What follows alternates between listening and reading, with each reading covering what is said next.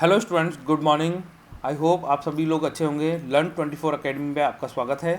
तो देखिए स्टूडेंट्स, यहाँ पर हम डिस्कस करने जा रहे हैं जो एकलव्य मॉडल रेजिडेंशियल स्कूल्स के लिए हॉस्टल वार्डन की जो परीक्षा होगी, तो उसके लिए यहाँ पर जो सिलेबस है, एग्ज़ाम टाइप है, एलिजिबल क्राइटेरिया है एंड क्वालिफिकेशन यहाँ पर डिस्कस करेंगे। तो आज ही बिना देरी कर स्टार्ट करते हैं आज का लेक्चर। देखिए स्टूडेंट्स, ये है आपका हॉस्टल वार्डन का एग्ज़ाम पैटर्न। किस तरीके का आपका एग्ज़ाम रहने वाला है, ये एक ऑब्जेक्टिव टाइप पैटर्न रहेगा। यहाँ पर क्या होगा, 120 क्वेश्चंस पूछे जाएंगे जो 120 मार्क्स के रहेंगे। क्वेश्चन भी 120 है, मार्क्स भी आपके 120 ही पूछे जाएंगे, तो ये थोड़ा ध्यान रख सकते हैं। टेस्ट का जो टाइमिंग रहेगा वो 2.5 घंटे का रहेगा, और यहाँ पर कोई भी without any time limit for each part test individually. यहाँ पर कोई किसी एक सेक्शन के लिए, किसी पार्ट के लिए आपकी कोई टाइम बाउंडेशन नहीं रहेगी। आप 120 घंटे में आपको ये सारे पेपर करने हैं, तो ये थोड़ा सा ध्यान रखें। इसके अलावा अगर हम बात करते हैं कंपोनेंट ऑफ टेस्ट की, तो यहाँ पर आपके पार्ट 1 में जनरल अवेयरनेस के क्वेश्चन पूछे जाएंगे जो 10 मार्क्स के होंगे, और 10 ही क्वेश्चन पूछे जाएंगे। क्वेश्चन भी 10, मार्क्स भी 10 मतलब एक क्वेश्चन का 1 नंबर है, sorry. Part b reasoning ability में 20 क्वेश्चन होंगे। पार्ट सी में आईसीटी में 20 क्वेश्चन होंगे, और ये आईसीटी हम नए तरीके से न्यू जो आपका सिलेबस है, सिलेबस ओरिएंटेड आपको वापस से पढ़ाएंगे, क्योंकि यहाँ पर जब मैंने पहले कंप्यूटर पढ़ाया तो उसमें बहुत ज़्यादा डिटेल में बहुत सारी चीज़ें हैं जो आपके एग्ज़ाम ओरिएंट से थोड़ा ज़्यादा ही है उधर मैटर, ठीक है। तो आपका जो एग्ज़ाम की जो डिमांड है उसके हिसाब से आपको पढ़ना चाहिए हमेशा। तो यहाँ पर ये 20 क्वेश्चन ये आपके आईसीटी के होंगे, और ये 20 मार्क्स का ही होगा। और पार्ट 4 ये हम अभी पहले स्टार्ट करेंगे। अगर आप मुझे बोलते हैं कि पहले साथ में आईसीटी के कुछ लेक्चर्स भी लेकर आइए, तो वो भी मैं आपके साथ साथ वो भी लेकर आ जाऊँगा, ठीक है। तो हमारा पहले हम इस बार पार्ट 4 करेंगे आपके लिए, जिसमें हम नॉलेज ऑफ पॉस्को एक्ट देखेंगे and other children safety related acts देखेंगे। तो ये आपके क्या है, 10 क्वेश्चन पूछे जाएंगे, और 10 में से 10 नंबर लाए जा सकते हैं, 20 में से 20 यहाँ पे लाए जा सकते हैं। तो इस तरीके से आप क्या है, जब आप सभी सेक्शनों में अपना बेहतर परफॉर्म करते हैं, अपना 100% देते हैं, तो आप यहाँ पर इस वैकेंसी को ग्रैब भी कर लेंगे आसानी से। ये थोड़ा ध्यान रखें।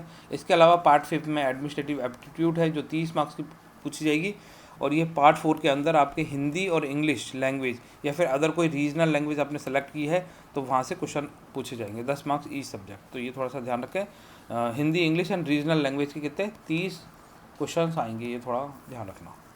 अब आ जाओ इसका एलिजिबल क्राइटेरिया देखते हैं। यहाँ पर क्या आपकी एलिजिबिलिटी रहेगी, क्या आपकी क्वालिफिकेशंस होनी चाहिए इस पोस्ट के लिए। तो सबसे पहले तो 35 साल से ज़्यादा का नहीं होना चाहिए। एज रिलैक्सेशन दी हुई है। SC ST OBC और other categories of applicant depend करेगा, वो अदर कैटेगरीज में जैसे हैंडीकैप्ड है ना, ऐसे थोड़ा ध्यान रखें। और यहाँ पर up to 55 years of EMRS employees, अगर कोई EMRS एम्प्लॉय है तो वो हॉस्टल वार्डन के लिए 55 साल तक के लिए एलिजिबल है। इसके अलावा अगर हम बात करते हैं क्वालिफिकेशन एंड एम्प्लॉय की, तो यहाँ पर जो इंटीग्रेटेड कोर्स किया होना चाहिए 4 ईयर का, अगर इंटीग्रेटेड कोर्स कर रखा है कोई रीजनल कॉलेज से, है ना, जो NCERT और अदर NCERT और अदर NCTE रिकॉग्नाइज्ड इंस्टीट्यूट है, तो उससे चल जाएगा। इसके अलावा अगर आपने बैचलर डिग्री ले रखी है किसी भी यूनिवर्सिटी इंस्टीट्यूट की, तो वो यहाँ पर मान्य होगी। इसके अलावा यहाँ पर हम इसका जो सिलेबस है हॉस्टल वार्डन का, ये बहुत अच्छे से याद करना है आपको। एक एक चीज़ पे आपकी अच्छी कमांड होनी चाहिए, तभी आप ये एग्ज़ाम क्रैक करते हैं, ये थोड़ा ध्यान रखना। जनरल अवेयरनेस में general knowledge and current affairs पूछा जाएगा, जो स्पेशली एम्फेसाइज होगा फील्ड ऑफ एजुकेशन, जो एजुकेशन फील्ड से रिलेटेड जो भी करंट अफेयर्स है, जनरल नॉलेज के क्वेश्चन होंगे वो यहाँ से पूछे जाएंगे। इसके अलावा जो रीजनिंग एंड न्यूमेरिकल एबिलिटी वाला पार्ट है, ज़्यादा हार्ड नहीं है। अगर आप मुझे पहले बोलते हैं कि एक सेक्शन मतलब जैसे पजल, सेटिंग अरेंजमेंट, ये आप सर समय समय पर कराते रहें, तो मैं इनके लिए एक अलग से अपन डेट डिसाइड कर लेंगे। जैसे फ्राइडे एंड सैटरडे 2 दिन अपन क्या करेंगे, ये न्यूमेरिकल एबिलिटी रीजनिंग वाले क्वेश्चन क्या करेंगे, बाकी दिन अपने अदर सब्जेक्ट क्या करेंगे, जिससे क्या होगा आपका ये वाला सेक्शन भी अच्छे से कवर हो जाएगा, ठीक है। जनरल नॉलेज तो हम आपको पढ़ाएंगे ही। जीके वाले क्वेश्चन हमारे चैनल पे आपको देखने को मिलेंगे। रीजनिंग एंड न्यूमेरिकल एबिलिटी के लिए फ्राइडे एंड सैटरडे हम डिसाइड कर लेंगे आपके साथ डिस्कस करके, आप किस दिन पढ़ना चाहते हैं, 2 दिन बता देना। तो इनकी हम रेगुलर प्रैक्टिस करेंगे 2-2, 3-3 घंटे, मतलब ऐसा नहीं है कि आधा घंटे में करेंगे, जब भी करेंगे फिर 2-2, 3-3 घंटे इन चीज़ों को समझेंगे एक एक दिन में, जिससे क्या होगा एग्ज़ाम से पहले आपका ये सारा सिलेबस कंप्लीट हो जाए। फिर उसके बाद में यहाँ पर नॉलेज ऑफ ICT देखेंगे, इंफॉर्मेशन कम्युनिकेशन टेक्नोलॉजी। देखो जब मैंने पढ़ाया था तो वो बेसिक कंप्यूटर्स के साथ पढ़ाया था, पर यहाँ पर जो आपके एग्जाम ओरिएंटेड डिमांड है, जैसे फंडामेंटल ऑफ कंप्यूटर सिस्टम, तो कंप्यूटर सिस्टम के जो फंडामेंटल है वो सारे समझेंगे। Basic of operating system, OS के जितने भी बेसिक्स हैं वो चीज़ें यहाँ समझने की कोशिश करेंगे। इसके अलावा एमएस ऑफिस ये बहुत डिटेल में पढ़ाएगी, ये तो आपको वही काम कर जाएगा आराम से। Keyboard, shortcuts and other and there uses, तो कीबोर्ड में बहुत सारी चीज़ें हैं, बहुत सारे शॉर्टकट्स हैं, उसके बहुत सारे यूजेस हैं, तो इसको वापस से रिवाइज कर लेंगे।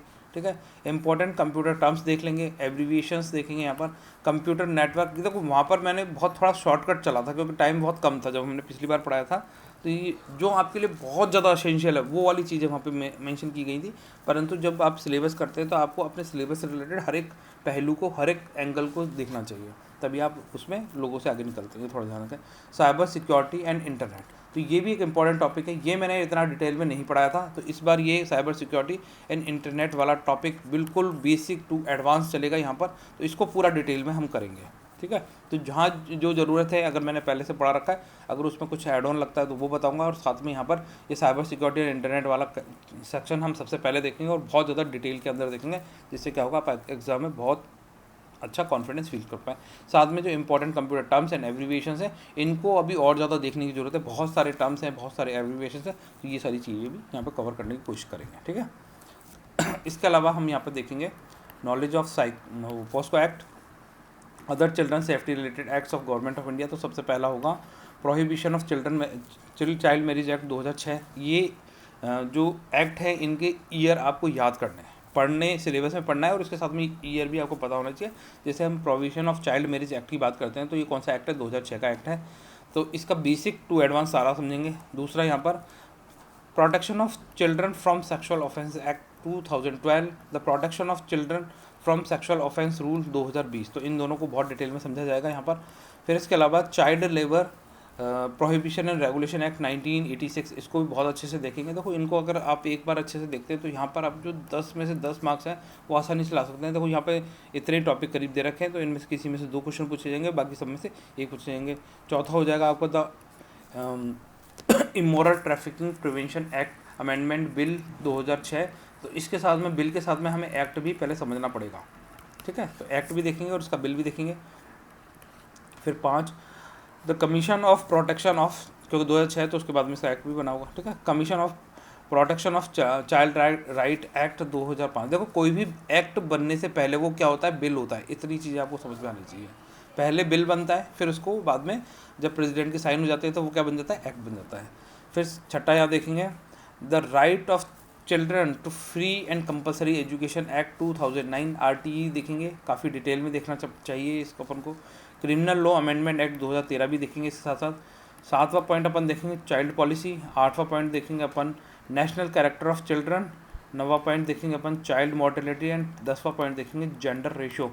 तो देखो 10 मार्क्स हैं, 10 टॉपिक हैं, तो 10 में से 10 यहाँ से एक हर सेक्शन से क्वेश्चन पूछा जा रहा है, तो इसको बहुत अच्छे से करके जाइए। यहाँ पर 10 में से 10 नंबर लाए जा सकते हैं, बिल्कुल ईजी है। आपने अगर अच्छे से याद करी हैं चीज़ें तो आप ये मानिए आपके 10 में से 10 नंबर पक्के हो जाएंगे। इसके अलावा यहाँ पर एडमिनिस्ट्रेटिव एप्टीट्यूड, जैसे handling of large number of students, अगर बहुत ज़्यादा स्टूडेंट्स हैं तो उनको किस तरीके से हैंडल किया जाना चाहिए। Managing the consumable and inventories of hostel, जो भी इन्वेंट्रीज़ हैं हॉस्टल्स के अंदर आती हैं, है ना, उनको किस तरीके से मैनेज किया जाना चाहिए, जो कंज्यूम होती हैं या फिर जो फिक्स्ड भी होती हैं, उन सबको मैनेज करने की बात की गई है। Ensuring safety and security of children, बच्चे हैं हॉस्टल के अंदर, उनकी किस तरीके से सेफ्टी एंड सिक्योरिटी रखनी है, किस तरीके से उनका ध्यान रखना है, क्या रूल्स एंड रेगुलेशन, क्या गाइडलाइंस आपको फॉलो करनी चाहिए, ये सारी चीज़ें। Ensuring segregation of male and female students, जो मेल एंड फीमेल स्टूडेंट्स हैं उनका सेग्रेशन होना चाहिए बिल्कुल प्रॉपर तरीके से। ऐसा नहीं है कि वो अनैतिक कार्य कर रहे हों और आप वहाँ बैठ के देख रहे हैं उनको। ठीक है, तो उनका सारा मैनेजमेंट आपका इस तरीके से होना चाहिए, उनको सेग्रेशन भी लगे और साथ में मतलब सेग्रेशन भी ना लगे और अलग अलग भी रहें। ठीक है, ये सारी चीज़ें। एंश्योरिंग क्लीननेस हॉस्टल प्रीमाइसिस, जो हॉस्टल प्रीमाइसिस है आपकी जिम्मेदारी है किस तरीके से सेफ क्लीन, है ना, रहना चाहिए। आपको सारे जो रिकॉर्ड्स भी ध्यान रखने हैं बच्चों के, ठीक है, मैनेज करना है उन सब चीज़ों को। तो ये सारी चीज़ें एडमिनिस्ट्रेटिव एप्टीट्यूड काफ़ी ज़्यादा इंपॉर्टेंट है। ये इसमें से जो क्वेश्चन पूछे जाएंगे तो ये बहुत इजी है, मतलब आप इसको बहुत अच्छे से समझते हैं तो ये पूरी अंडरस्टैंडिंग पे बेस्ड है आपका। ठीक है, इसके अलावा अगर हम बात करें, ये भी हम अगर आप बोलेंगे तो इसके भी लेक्चर्स आपके लिए लेकर आने लग जाऊँगा मैं। ठीक है, जनरल इंग्लिश, तो यहाँ पर क्या है, verbs, tense, voice, subject verb agreement, article, comprehension, fill in the blanks, adverb, error, correction है ना, एरर करेक्शन हो गया, सेंटेंस रीअरेंजमेंट हो गया, unseen passages, vocabulary, antonym and synonyms, grammar and idiom and phrases. अगर देखो इंग्लिश अगर पढ़ना चाहते हैं, मैथ्स और इंग्लिश, तो इसके लिए जैसे मान लीजिए अपन ने फ्राइडे एंड सैटरडे रखा, तो इंग्लिश के लिए अपन 2 दिन रख लेंगे, जैसे मंडे, संडे एंड मंडे, इस तरीके से रख लेंगे। संडे को शायद छुट्टी रहेगी, बाकी दिन आप मुझे बता सकते हैं कौन से 2 दिन में आप ये इंग्लिश के अलग अलग सेक्शन देखना चाहते हैं। आपके एग्ज़ाम से पहले ये सारा सिलेबस मैं कंप्लीट करा दूंगा अगर आप बोलेंगे तो, ठीक है। पर आपको साथ देना पड़ेगा मुझे, जैसे यार देखो वीडियो पे जब तक लाइक नहीं आएंगे, आपके कमेंट्स नहीं आएंगे, तो मुझे पता नहीं चलता है कि आप कितना ज़्यादा सीरियस हैं। जो मैं मेहनत करता हूँ फिर उस हिसाब से मुझे उसका रिवार्ड भी पता चलना चाहिए, ठीक है, क्योंकि यार बहुत मेहनत लगती है इनको बनाने में, आप सब समझते हैं सारी चीज़ें।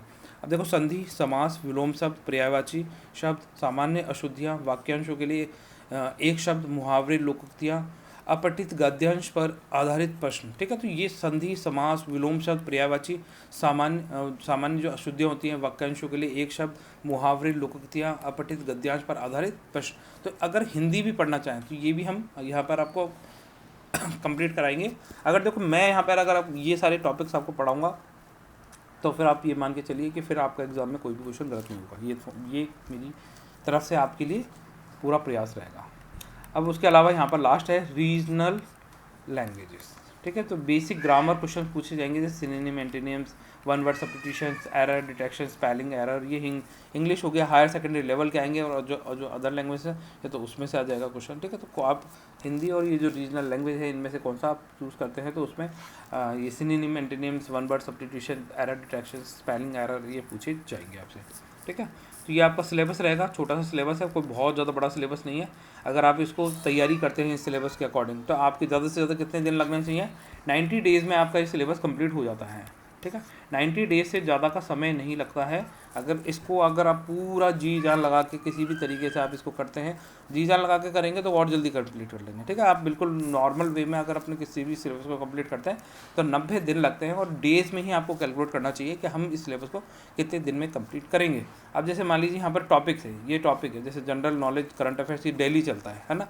रोज़ इसके लिए आपको आधा से 30 मिनट से लेके 1 घंटा इसको देना होता है, तो ये आपका कंप्लीट रहता है। बहुत ज़्यादा डेप्थ में जाना। रीजनिंग एबिलिटी, अगर यहाँ पर मान लीजिए 15-16 टॉपिक हैं तो 15 घंटे मान लीजिए, इसके लिए कितने घंटे में कंप्लीट हो जाएगा, 15 घंटे से 30 घंटे मान लीजिए ज़्यादा से ज़्यादा। एक बार समझने के लिए 15 घंटे चाहिए, उसके बाद तो आपको उनकी प्रैक्टिस करनी होती है। फिर अगर हम ITC की बात करें तो ये कोई बहुत ज़्यादा नहीं है। मेरे जो सिलेबस वो चैनल है उस पर 62 से ज़्यादा लेक्चर्स पड़े हुए हैं और 1 महीने में बनाए हुए हैं। तो आप सोचिए 62 लेक्चर बनाना, उनको पढ़ाना और वो सब आप कंप्लीट करने में कितने दिन लगेगी बताओ। अगर ये आपके एग्ज़ाम ओरिएंटेड अगर मैं पढ़ाता भी हूँ तो यहाँ पे भी 15 टॉपिक हैं, तो 15 घंटे इसके मान लीजिए, मतलब एक दिन में 1 घंटा चाहिए बस हर टॉपिक के लिए, और भी 15 दिन में। अगर शुरू के 15 दिन में बात करें, हम 7 से 8 घंटे आप पढ़ते हो तो आपका क्या है, 7 घंटे पढ़ते हो और हर टॉपिक पे 1 घंटा दे रहे हो। जैसे पजल्स एंड सिटिंग अरेंजमेंट पे आपने 1 घंटा दिया, तो ये टॉपिक आपका कंप्लीट हो गया। तो ऐसे 15 दिन में ये कंप्लीट हो जाएगा, 15 दिन में ये कंप्लीट हो जाएगा, शुरू के 15 दिन में ही।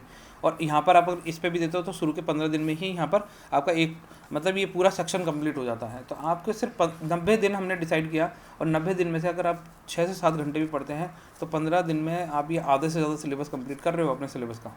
फिर उसके बाद में आपके पास पूरा टॉपिक टाइम बच रहा है रिवीजन के लिए, पर आपको देखो बैठ के मेहनत करनी पड़ेगी। आप ये मत सोचिए बहुत बड़ा सिलेबस है, बहुत सारी चीज़ें हैं।